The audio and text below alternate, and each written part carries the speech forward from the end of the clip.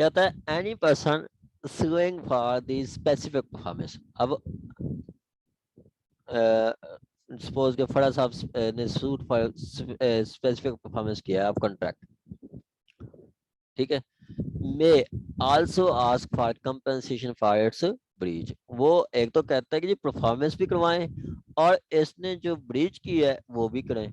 Suppose के madam Naima साहबा ने 10 मरले सेल किए थे, अब 30 लाख ले लिए, बाद में मुकर गई। अब वो जो 50 लाख के 10 मरले सेल किए थे, प्राइम लोकेशन थी, वो अब 1 साल बाद वही प्रॉपर्टी हो गई है 80 लाख की। अब नईमा साहबा मुकर गई है, ठीक है। तो ये चले गए अदालत में। अदालत में जाके ये भाईजान कहते हैं कि जी एक तो मुझे कंपनसेशन स्पेसिफिक परफॉर्मेंस दे, ठीक है, दूसरा आप जो है मुझे एक में ये भी है एक डिफेंडेंट में सभी कंपनसेशन एंड ईजमेंट परमानेंट, चलो ये भी स्पेसिफिक परफॉर्मेंस का सूट है, लेकिन इसमें उन्होंने कंपनसेशन नहीं मांगी। The performance may kindly be passed in favor of plaintiff and against defendant acting to receive the balance amount and registered in the name of consequential relief. Possession may also added over the defendant tracted the performing contract of easement, and defendant may permanently abstain from alternate the change the nature any other relief. ठीक है, यहाँ पे उन्होंने नहीं मांगा, वहां पे वो आप स्पेसिफिकली मांग भी सकते हैं, आप कंपनसेशन भी मांग सकते हैं, ठीक है, आप कंपनसेशन भी मांग सकते हैं। यहाँ पे कंपनसेशन नहीं मांगी, आप कंपनसेशन की प्रेयर भी कर सकते हैं। ask also about compensation of its breach either in addition to or in substitution of such performance। फड़ा साहब कहेंगे कि जी लाजमी मुझे ये तो स्पेसिफिक परफॉर्मेंस करवा के दें, मैंने इतनी 30 लाख मैंने पे कर दिया, मैंने बड़ा मुश्किल होकर 30 लाख पे किया है, लाजमी मुझे ये स्पेसिफिक परफॉर्मेंस करवा के दें, 10 लाख 10 मरले लेके दें, ऊपर से मैडम को कॉस्ट भी लगाएं, कंपनसेशन भी दिलवाएं मुझे, जो वकील को मैंने खर्चा किया है, जो मेरा और टाइम लगा है, वो सारा उसकी कंपनसेशन भी दिलवाएं। वो क्या कहेंगे, इन एडिशन टू कि स्पेसिफिक परफॉर्मेंस भी करवाएं और एडिशन भी करवाएं, ठीक हो गया। या फिर इन सब्सटीट्यूशन टू, इन सब्सटीट्यूशन, और उसके कहते हैं कि जी ये अब प्रॉपर्टी 30 लाख की थी और 50 लाख की थी, अब भी वो 50 लाख की है, ठीक है, बल्कि कम हो रही है, तो ये थोड़ा सा सब चले जाएंगे, कहेंगे कि जी या तो मिलर्ड आप ये मुझे 10 मरले लेके दें या मुझे इससे जान छुड़वाएं, मुझे जो कंपनसेशन मुझे दिलवाएं। कंपनसेशन में क्या होगा, 30 लाख होगा, और जो वकील का खर्चा होगा वो थोड़ा दिलवा के वो कहेंगे मेरी जान छोड़े, मैंने इसको चलाना नहीं है, मैं थक गया हूँ। ठीक है, तो दो चीजें हैं, आपका कंपनसेशन साथ भी मांग सकते हैं, परफॉर्मेंस और कंपनसेशन, या परफॉर्मेंस या आपका कंपनसेशन, दोनों दोनों चीजें आप एक साथ मांग सकते हैं। ठीक है,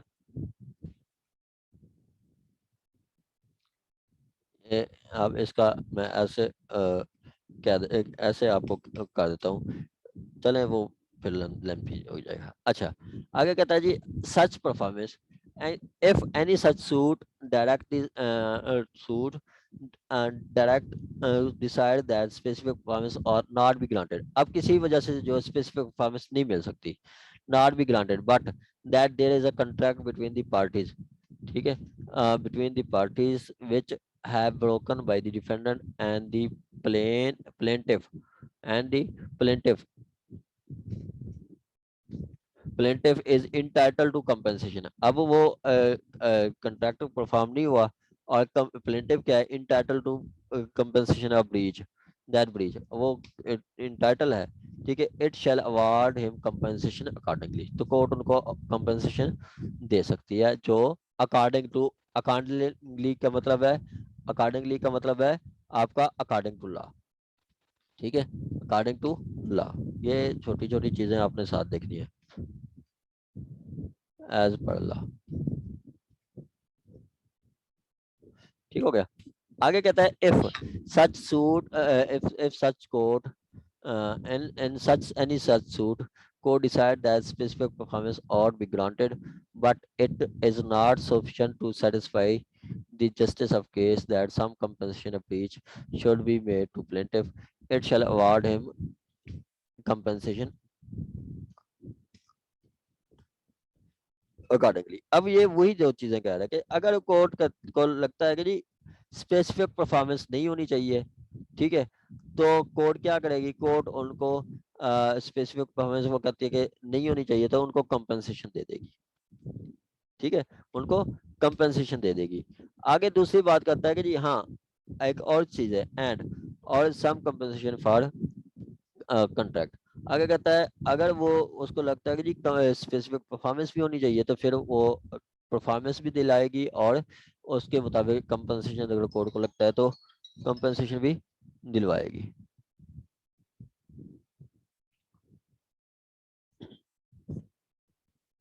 आगे कहता है compensation awarded under this section may be assessed as manner as per court में डायरेक्ट। अब कोर्ट कंपनसेशन कितनी होनी चाहिए, 10 लाख, 5 लाख, 2 लाख या वकील का खर्चा कितनी है, वो कोर्ट ने डिसाइड करना है, जैसे मर्जी डिसाइड करे, ठीक है, कोर्ट ने डिसाइड करना है जैसे मर्जी डिसाइड करे।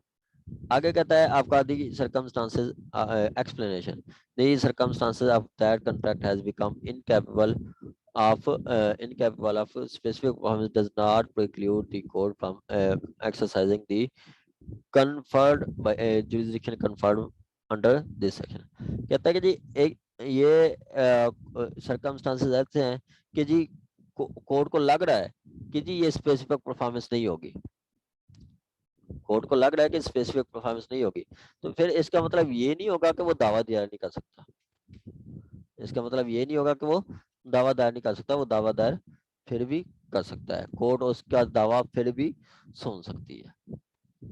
ठीक हो गया। क्या था कि जी आपका कंपनसेशन, कंपनसेशन कोर्ट कहती है कि जी कंपनसेशन इन एडिशन टू भी हो सकती है या इन एडिशन टू हो सकती है या इन सब्स्टिट्यूशन भी हो सकती है, ठीक है, इन सब्स्टिट्यूशन भी हो सकती है, ठीक है। सर मुझे एक चीज यहाँ पे क्लियर कर दें सर, जो प्लेंटिफ है वो हमारा जो है वो सेलर है, ऐसा ही है? हाँ जी, और डिफेंडेंट जो है वो हमारा परचेजर है। हाँ जी, सर तो यहाँ पे जो ये आपने एक पॉइंट बताया था कि प्लेंटिफ इंटाइटल्ड होगा कंपनसेशन के लिए, मतलब कि अगर कोई परचेजर की तरफ से जो है ना कोई ब्रीच होता है तो फिर प्लेंटिफ भी मतलब कंपनसेशन का हकदार होगा, ऐसी बात है?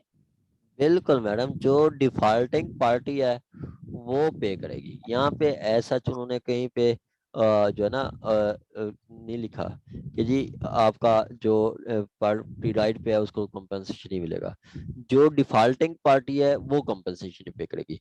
जो सपोज के आपने 50 लाख में 10 मरले सेल किए हैं, बाद में आप मुकर जाती हैं, आप इनको नहीं देती, तो डिफॉल्ट कौन कर रही है, आप, आपको कंपनसेशन पे करनी पड़ेगी, आपके ऊपर लगेगी कंपनसेशन।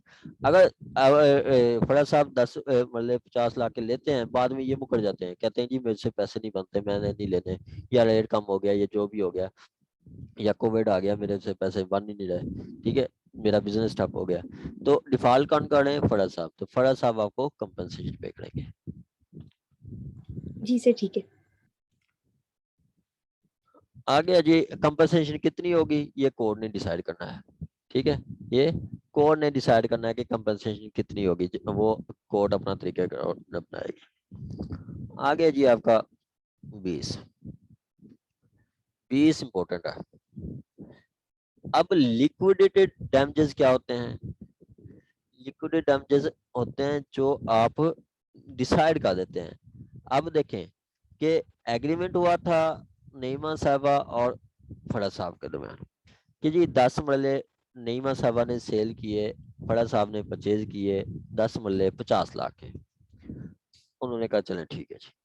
अब फराज साहब को लगता है कि जी ये जो बंदा है, ये मैडम साहबा जो है ये तो फ्रॉड करती हैं, पहले भी 10 लोगों के साथ फ्रॉड कर चुकी हैं, तो इनसे ये कंडीशन करते हैं कि जी मैं आपसे 10 मरले लेता हूँ, 50 लाख के लेता हूँ, लेकिन मुझसे एक कॉन्ट्रैक्ट में ये लिखना है कि जी जो पार्टी डिफॉल्ट करेगी उसने 10 लाख पे करना है दूसरी पार्टी को, ठीक है। या जैसे आप देखते हैं, आप पढ़ते भी हैं कि उसमें लिखा होता है कि जी 10 लाख मैंने बयाना दिया है, अगर मैं मुकरूं तो मेरा बयाना जब्त हो। ठीक है, अगर ये जो दूसरा पार्टी फरोख्त कुनंदा पार्टी, ठीक है, वो मुकरेगी तो वो 10 लाख मुझे देगी, 10 लिए भी देगी और 10 लाख ऊपर मुझे देगी, मतलब जो डिफॉल्टिंग पार्टी होगी 10 लाख देगी। ठीक है, तो ये क्या होंगे, डैमेजेस, लिक्विडेटेड डैमेजेस होंगे। अब फराज साहब ने लिखवा लिया कि जी मैडम मैं आपसे लूंगा, लेकिन आपने ये है कि आप 10 लाख हम रखेंगे लिक्विडेटेड डैमेजेस, जो पार्टी डिफॉल्ट करेगी उसको 10 लाख पे किए जाएंगे। ठीक हो गया, उसको 10 लाख पे किए जाएंगे। अब बाद में क्या होता है, बाद में मैडम नईमा साहबा मुकर जाती है, किसी भी सूरत में मैडम नईमा साहबा मुकर जाती हैं कि जी मैंने 10 लाख मैंने परफॉर्म नहीं करना, मेरे तो महंगे सेल हो रहे हैं, आपने तो मुझसे सस्ते लिए, मैंने परफॉर्म नहीं करना, मैं आपको 10 लाख पे कर देती हूँ, जो हमारा मुकर्रर हुआ है 10 लाख, जो डिफॉल्टिंग पार्टी है 10 लाख पे कर देती हूँ, आपने मुझे पेमेंट की है, जितनी पेमेंट की है वो भी देती हूँ और ऊपर से 10 लाख भी देती हूँ और मेरी जान छोड़ो। ठीक है, अब इन्होंने 10 लाख पे का दिया है, पे उन्होंने ले लिया है, तो ये 10 लाख लेने के बावजूद भी ये फर्द साहब जो होंगे, परचेजर जो होंगे, वो दावा दायर कर सकते हैं।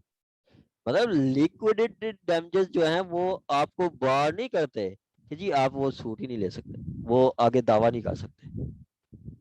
ठीक है, लिक्विडेटेड डैमेजेस लेने के बावजूद भी आप स्पेसिफिक परफॉर्मेंस में आ सकते हैं। ठीक हो गया, कहता है a contract otherwise proper to be performed, otherwise proper to be specifically enforced, के कॉन्ट्रैक्ट है बिल्कुल ठीक है, सारा कुछ पेमेंट है, कंसिडरेशन है, वैलिड कॉन्ट्रैक्ट है, इन्फोर्स हो सकता है, मे थस बी इन्फोर्स्ड, फिर भी वो इन्फोर्स हो सकता है, तो चाहे a sum named in it as amount to be paid in case of आपका in case of breach, a sum named है, ये जो नेम होता है ना ब्रीच में, जो आप इतनी पार्टी पे इतनी में पेमेंट की करेगी, तो ये क्या है, ये इसको कहते हैं लिक्विडेटेड डैमेजेस, इसको कहते हैं लिक्विडेटेड डैमेजेस।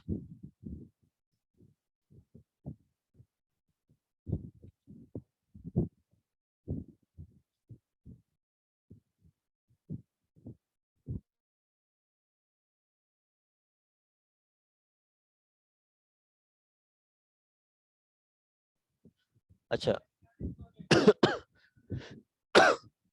ठीक हो गया जी, ये आपके लिक्विडेटेड डैमेजेस है। ठीक है, जो आप उसमें मेंशन कर देते हैं वो आपकी लिक्विडेटेड डैमेजेस है कि ब्रीच पे आप पार्टी इतनी पेमेंट करेगी। ठीक है, ये आपका लिक्विडेटेड डैमेजेस है।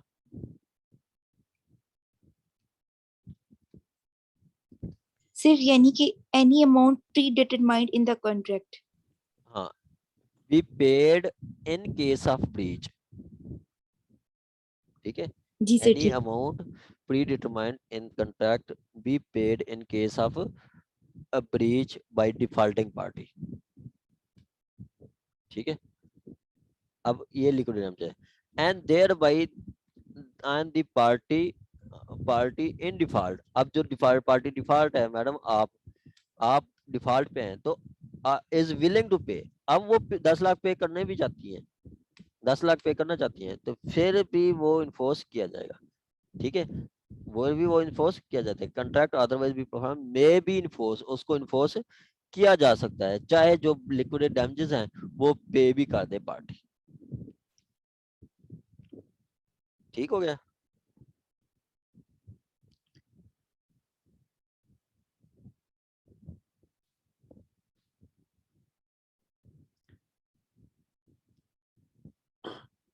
ये है आपका 21 हमने पढ़ लिया, 22 मोस्ट इम्पोर्टेंट, 22 आपका मोस्ट इम्पोर्टेंट डिस्क्रिशन, ये कहता है कि ये जितनी भी रिलीफ है आपको डिस्क्रिशनरी है, चाहे कोर्ट की मर्जी है दे या ना दे, लेकिन कोर्ट जो है जो फैसला करेगी वो आपका डिस्क्रिशन जो करेगी वो सही इस्तेमाल करेगी, डिस्क्रिशन वो सही इस्तेमाल करेगी, वो आपका जो डिस्क्रिशन होगी वो जुडिशियल माइंड अप्लाई करके करेगी, और उसकी डिस्क्रिशन ऐसी होगी कि जी वो उसका फैसला उसका फैसला जो एपलेट कोर्ट है उसको करेक्ट भी करेगी, एपलेट कोर्ट उसके फैसले को करेक्ट भी करेगी। ठीक है, एपलेट कोर्ट उसको उसके फैसले को करेक्ट भी करेगी। ठीक हो गया। अच्छा, आ गया जी आपका थर्ड वन। ठीक है, डिस्क्रिशनरी लीफ है, कोर्ट की मर्जी है दे ना दे, लेकिन वो कोर्ट उस वक्त तक नहीं देगी जितनी देर तक आपका ये 3 कंडीशन पूरी नहीं होगी। ठीक है, अगर ये 3 कंडीशन पूरी होती है तो कोर्ट आपको लीव दे देगी, नहीं होती तो नहीं देगी। ठीक है, ये इम्पोर्टेंट है, ये सिर्फ सेक्शन 22 पे भी पूछ लेता है जी, specific relief act is a discretion of court argue it. ठीक है, तो उस सूरत में आप क्या करेंगे, आप उस पे करेंगे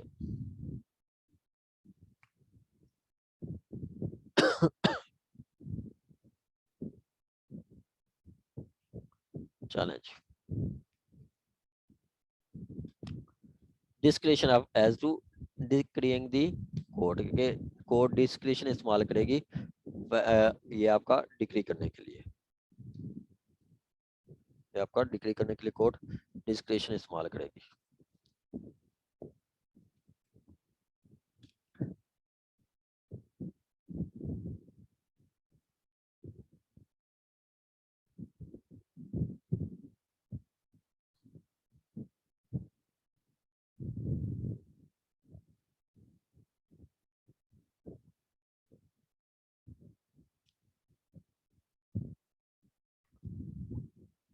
आ गया जी आपका डिस्क्रिशन कि जी कहता है the jurisdiction of to decree specific performance of specific performance is discretionary. क्या जी, ये जुरिसडिक्शन डिस्क्रिशनरी है, कोर्ट की मर्जी है करे डिक्री या ना करे। ठीक है, डिस्क्रिशनरी लीव है, टोटली डिस्क्रिशन है, कोर्ट की मर्जी है करे या ना करे। And the court is not bound to grant a relief merely because it is lawful to do। चाहे वो आपका रिलीफ लॉफुल भी है, फिर भी कोर्ट की मर्जी है चाहे करे या ना करे। ठीक है, चाहे करे या ना करे, but discretion of the court is not arbitrary कि उसका जो डिसीजन है उसकी डिस्क्रिशन पार्शल ना हो। ठीक है, उसकी डिस्क्रिशन पार्शल ना हो। ठीक है, उसकी जो आपका मतलब वो कोर्ट जो है एक साइड पे ना चली जाए। ठीक है, वो पार्शल होकर फैसला ना करे, मतलब एक साइड पे ना हो जाए। ठीक है, तजाद में ना जाए। ठीक है, ये हो उसकी डिस्क्रिप्शन की। बट साउंड क्या है, लेकिन साउंड हो मतलब बिल्कुल अकॉर्डिंग टू लॉ हो और रीजनेबल हो, कोई रीजन के साथ करेगी। क्या, guided by judicial principles, guided by judicial principles. ठीक है, कि वो आपका जो रूल्स हैं, ठीक है, हाई कोर्ट के रूल्स या सुप्रीम कोर्ट के रूल्स या अपेक्स कोर्ट्स कोई आपको दे देती है, कोई रूलिंग्स दे देती है, प्रेसिडेंट देती है, जजमेंट्स आ जाती है, तो उस बेस पे होगी। जैसे जजमेंट सुप्रीम कोर्ट ने कहा कि जी आप सुप्रीम कोर्ट ने कहा 2017 SCMR आपका 2022। ठीक है, ये इसमें उन्होंने कहा कि जी सपोज के जैसे ये नासिर ये फरज साहब हैं, 30 लाख पे कर दिए, बाकी 20 लाख रहता है, 10 मिले लिए हैं। अब ये कहते हैं कोर्ट चले जाते हैं कि जी मुझे ये लेके दें, प्रॉपर्टी मैंने लिया है, ये मेरा जेन्युइन एग्रीमेंट है, मैंने दिया हुआ है, तो मुझे लेके दें। फिर कोर्ट इस रूलिंग के तहत, इस प्रिंसिपल के तहत, इस साइटेशन के तहत उनको कहेगी कि जी बाकी अपना 20 लाख जमा करवाएं। अगर आपके पास पावर है, परचेज करने की हैसियत है, तो बकाया 20 लाख जमा करवाएं, हम अपना फैसला कर देंगे। तो ये क्या है, इन रूलिंग्स को भी कोर्ट फॉलो करेगी। ठीक है, इन रूलिंग्स को भी वो फॉलो किया जाएगा, ये आपका वो बता रहा है। ठीक हो गया। अच्छा, आगे कहता है and capable of correction by court of appeal, और कोर्ट ऑफ अपील उसको करेक्ट भी करे। सिंपली डिस्क्रिशन है, कोर्ट ये है कि लॉफुल मैटर है, फिर भी उसको डिसमिस कर सकती है, उसकी मर्जी है, लेकिन डिस्क्रिशन पे, लेकिन उसकी डिस्क्रिशन साउंड हो, रीजनेबल हो और जुडिशियल माइंड्स अप्लाई करके करे, ठीक है, और उसकी ऐसी रीजन हो कि जी एपलेट कोर्ट भी सहराए कि जी बिल्कुल सही फैसला है। ये इनकी जो ACR है वो उनकी यही बनती है कि जी इनके कितनी फैसले हुए हैं, कितनी क्या प्रोग्रेस है, क्या इनके फैसले रिवर्स हुए हैं, ज्यादा फैसले इनके रिवर्स हुए हैं या अपहेल्ड हुए हैं, ठीक है, ये चीजें देखी जाती हैं। अगर आपका फैसला हायर फोरम भी अपहेल्ड करता है तो देन आपकी ये समझा जाता है कि जी ये जज अच्छे हैं, ठीक हो गया। अब ये कंडीशंस बता रहा है, सिचुएशंस बता रहा है कि इन सूरतों में डिस्क्रिशन जो है वो इस्तेमाल करेगी और कोर्ट दावा डिग्री नहीं करेगी, ठीक है, कोर्ट दावा डिग्री नहीं करेगी, डिस्क्रिशन इस्तेमाल करेगी, दावा डिग्री नहीं करेगी। हमारी 10 मिनट तक मीटिंग एंड होगी, तो इंशाल्लाह फिर बाकी हम कल पढ़ेंगे, ठीक हो गया। कहता है इन सिचुएशन में, ये जो पहली दो सिचुएशन है इनमें आपकी डिस्क्रिशन इस्तेमाल करेगी और दावा डिग्री नहीं करेगी, कौन सी है ये, कहता है where the circumstances under which contract is made is such to give plaintiff unfair advantage and to give plaintiff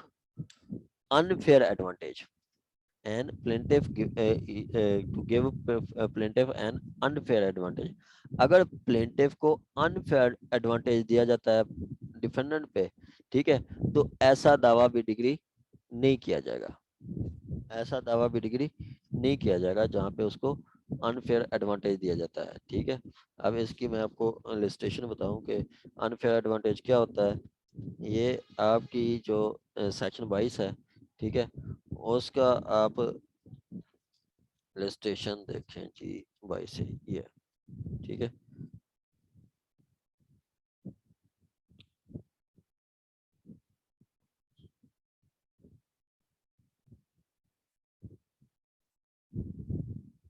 ठीक है, अब अनफेयर एडवांटेज क्या है, अनफेयर एडवांटेज मैं इधर से आपको लिस्टेशन पढ़ाता हूँ फिर आपको, तो दे मे नॉट फ्रॉड और misrepresentation on the plaintiff parts, चाहे प्लेंटिव जो है फ्रॉड या मिसरिप्रेजेंटेशन नहीं भी करता, अगर उससे उसको ज्यादा अनड्यू अनफेयर एडवांटेज मिल रहा है तो फिर भी उस ऐसा दावा डिग्री नहीं किया जाएगा, ठीक है, ऐसा दावा डिग्री नहीं किया जाएगा, ठीक हो गया। अब इसकी मैं लिस्टेशन आपको पढ़ाता हूँ तो फिर आपको पता चलेगा कि ये अनफेयर एडवांटेज होता क्या है, ठीक है। इसकी इलिस्ट्रेशन है सी,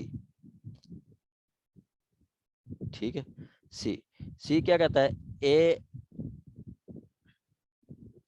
कहता है A contract to sell and B contract to bye.